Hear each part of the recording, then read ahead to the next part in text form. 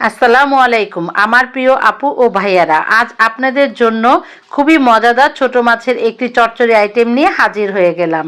ছোট মাছ আমরা সবসময় কিন্তু পেঁয়াজ দিয়ে চচ্চড়ি করে খেয়ে অভ্যস্ত। বিভিন্ন ধরনের সবজি দিয়েও যে এটা বেশ মজাদার করে রান্না করা যায় সেটাই আজ আপনাদেরকে দেখাবো। আমি এখানে প্রায় 1 কাপের একটু বেশি পরিমাণ হবে ছোট মাছ খুব ভালোভাবে ধুয়ে তারপরে নিয়ে নিলাম। দিয়ে দিচ্ছি বেশ কিছুটা শিম এবং আলু কুচানো।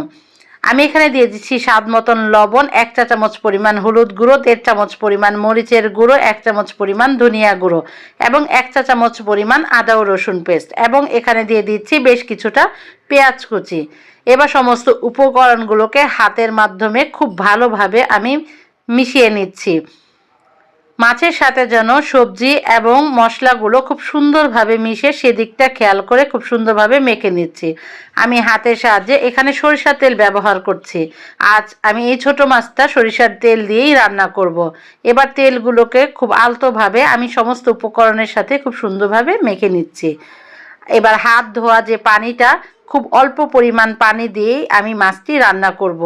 আপনারা দেখেই বুঝতে পারছেন এখানে আমি 1/2 কাপের একটু বেশি হবে পানি ব্যবহার করেছি। আপনারা আন্দাজ করে পানিটা দেওয়ার চেষ্টা করবেন যেন পানিটা অতিরিক্ত বেশি না হয়, সেদিকটা খেয়াল করবেন। আমি এখানে অনেকগুলো টমেটো পাতলা স্লাইস করে কেটে খুব সুন্দরভাবে বিছিয়ে দিলাম। কাঁচামরিচটাও দিয়ে দিচ্ছি পরিমাণ মতন। আপনারা ঝাল যতটুকু পরিমাণ পছন্দ করেন ঠিক ততটুকু পরিমাণ দেওয়ার চেষ্টা করবেন।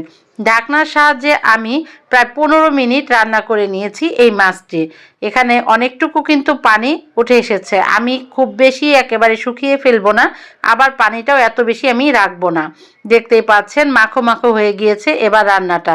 পরবর্তীতে আমি আরও 4-5 মিনিট এই মাছটি রান্না করে নিচ্ছি।